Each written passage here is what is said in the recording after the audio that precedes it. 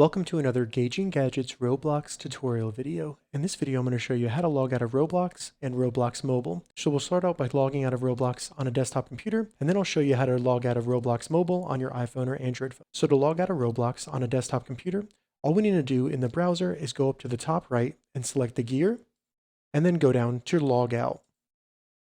To log out of Roblox Mobile on your iPhone or Android phone, open up the Roblox app, then go down and select the circle with the three dots to open the menu.